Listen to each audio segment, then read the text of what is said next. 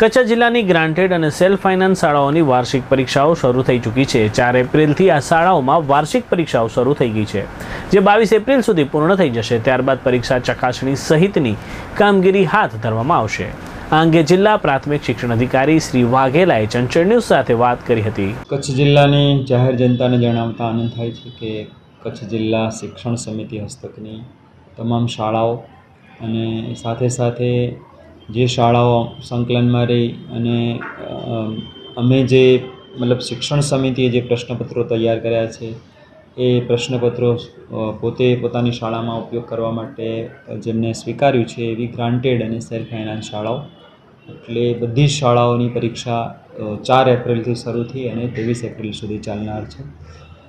શરૂઆતના ફેઝમાં 4 થી 12 એપ્રિલ સુધી ધોરણ 3 થી 5ની પરીક્ષા ચાલનાર છે અને ત્યાર પછી 13 તારીખથી 23 તારીખ સુધી ધોરણ 6 થી 8ની પરીક્ષા ચાલનાર છે। એટલે એ રીતે સમગ્ર પરીક્ષા 23 એપ્રિલે સંપન્ન થશે અને એ પછી ગુરુજનો દ્વારા પરીક્ષણ અને મૂલ્યાંકનની કામગીરી આગળ વધશે।